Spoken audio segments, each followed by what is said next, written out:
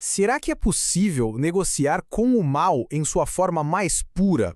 Hoje a gente vai mergulhar em uma das histórias mais complexas e perturbadoras da Segunda Guerra Mundial: as negociações entre líderes judeus e os próprios arquitetos do Holocausto. Usando como base o trabalho do historiador Yehuda Bauer, vamos tentar entender um capítulo da história que desafia quase tudo o que a gente pensa sobre resistência e sobrevivência. Bom, vamos direto ao ponto. Essa citação do Bauer já diz tudo, é o coração da nossa conversa. A ideia é a seguinte: sem um exército, sem aliados poderosos, a única arma que restava era a negociação. E veja bem, não por escolha, muito menos por afinidade, mas como o último, o mais desesperado dos recursos para tentar salvar vidas quando se está à beira do abismo. Olha, a imagem de líderes judeus sentados numa mesa com a SS é sem dúvida chocante. Mas a análise do Bauer nos força a ir além desse choque inicial, sabe? A gente precisa entender o contexto. É um cenário de aniquilação total, iminente, onde todo o caminho possível parecia levar a uma tragédia. E a pior escolha de todas era simplesmente não fazer nada. E essa era a questão central, né? Uma encruzilhada impossível. De um lado, você tem a recusa moral, não se negocia com o mal, ponto final. E do outro, o pragmatismo do desespero. Se existe uma chance, por menor que seja, de salvar uma única vida através de um acordo, não seria imoral ignorar essa chance? O que Bauer mostra é que não tinha resposta fácil. Cada escolha tinha um peso, assim, esmagador. Para entender como isso tudo começou, a gente precisa voltar um pouco no tempo, lá para os primeiros anos do regime nazista. Antes da máquina de extermínio se ligada com força total, o objetivo era outro: a imigração forçada. Eles queriam tornar a Alemanha Judenrein, ou seja, livre de judeus.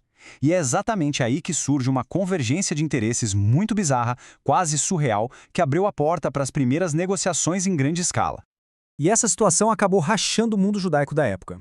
De um lado, tinha a galera da resistência por princípio, que defendia um boicote total à economia alemã, com a ideia de não dar um único centavo ao regime. Essa era a posição de muitos judeus, principalmente nos Estados Unidos. Do outro, um pragmatismo sionista, que pensava, ok, vamos usar esse desejo nazista de se livrar dos judeus para salvar pessoas e, de quebra, transferir o máximo de capital possível para construir um futuro na Palestina. E foi daí que nasceu o famoso Acordo Havara. Mas espera aí, por que os nazistas, com toda aquela arrogância, aceitariam negociar?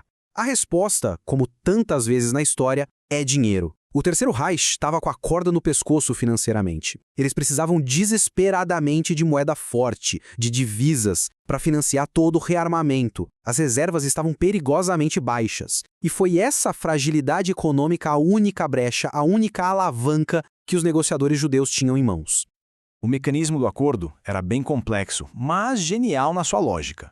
Funcionava mais ou menos assim: judeus alemães que queriam imigrar depositavam suas economias num fundo especial. Esse dinheiro era usado para comprar mercadorias alemãs. Pensar em máquinas, ferramentas, essas coisas. Essas mercadorias eram então exportadas para a Palestina. Chegando lá, os bens eram vendidos e o dinheiro era finalmente devolvido aos imigrantes que desembarcavam. Era um ciclo que, ao mesmo tempo, salvava o patrimônio judeu e injetava o capital que a economia nazista tanto precisava. Mas aí, em 1939, a guerra explode. E com a guerra, o tabuleiro vira completamente. As fronteiras se fecham, emigrar se torna praticamente um sonho impossível, a negociação deixa de ser sobre salvar propriedade, sobre dinheiro, e passa a ser sobre algo impensável: negociar o preço de uma vida humana. Essa linha do tempo aqui é a crônica de uma descida ao inferno, basicamente. A política que começa com expulsão, evolui para o isolamento nos guetos e, finalmente, na Conferência de Wannsee, em 1942, se transforma oficialmente na solução final. Um eufemismo frio, burocrático para genocídio industrializado. A partir desse ponto, qualquer negociação era literalmente sobre vida ou morte. E é bem no coração desse horror, lá na Eslováquia, que surge uma iniciativa notável. Um pequeno grupo clandestino que ficou conhecido como Grupo de Trabalho. Eles conseguiram unir facções que antes eram rivais, figuras como a sionista Dizzy Fleischmann e o rabino ortodoxo Michael Weizmann. E eles decidiram fazer o impensável: tentar subornar a SS local para parar os trens que iam para os campos de extermínio. Essa iniciativa local foi crescendo e se transformou numa proposta de escala continental, o chamado Plano Europa. A ideia era extremamente audaciosa.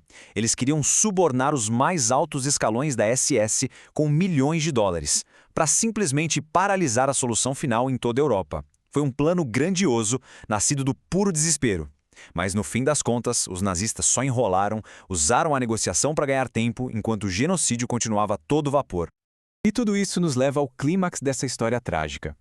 O ano é 1944. O lugar é a Hungria, onde vivia a última grande comunidade judaica da Europa que ainda estava relativamente intacta. E é aqui que vai acontecer a negociação mais famosa e de longe a mais controversa de toda a guerra. Adolf Eichmann, o grande burocrata da morte, o gerente do Holocausto, chegou em Budapeste com uma única missão: deportar quase 800 mil judeus para Auschwitz na maior velocidade possível. No meio desse caos absoluto, um líder judeu chamado Joel Brand foi convocado por Eichmann e recebeu uma oferta chocante para levar aos aliados ocidentais. A oferta de Eichmann era a seguinte: a troca de 1 milhão de vidas judaicas por 10 mil caminhões. E ele ainda especificou: os caminhões seriam usados exclusivamente na frente oriental, contra a União Soviética. Essa foi a terrível proposta que ficou conhecida como sangue por mercadorias. O ponto crucial aqui é que essa missão já nasceu praticamente condenada ao fracasso. Para os aliados, a resposta era um não categórico.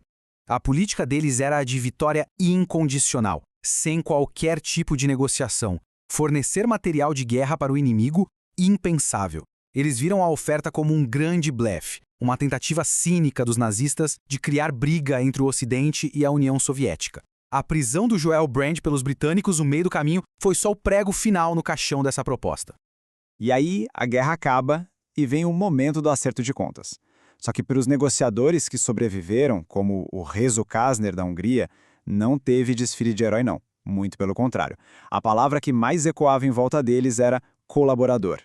A história do Kastner é o epicentro dessa tempestade moral toda. Ele de fato negociou com Eichmann e conseguiu uma coisa incrível: salvar quase 1.700 pessoas num famoso trem de resgate. Mas o preço disso foi uma acusação terrível, a de que ele teria basicamente vendido a alma ao diabo, que ele sacrificou a maioria para salvar uma elite, que incluía parentes dele, e que ele não avisou as massas sobre o que realmente era Auschwitz. Essa controvérsia toda levou ele a um julgamento e, por fim, ao seu assassinato em Tel Aviv anos depois. Mas é exatamente aqui que a análise do Bauer oferece uma outra perspectiva, muito mais complexa. Ele nos lembra que esses heróis ou vilões eram, no fim das contas, pessoas comuns, forçadas a tomar decisões sobre-humanas. Num mundo sem nenhuma opção boa, sob uma pressão que a gente mal consegue imaginar, eles se recusaram a ficar parados. O simples fato deles terem conseguido salvar alguém, não importa o número, é o que o Bauer chama de um espanto. E assim Bauer nos deixa com essa pergunta, que é a pergunta fundamental que paira sobre essa história toda.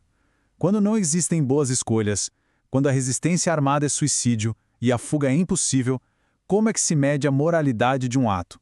O julgamento deve se basear no resultado, no sucesso ou no fracasso? Ou será que, como sugere Bauer, a verdadeira medida moral está na simples e corajosa decisão de ter tentado?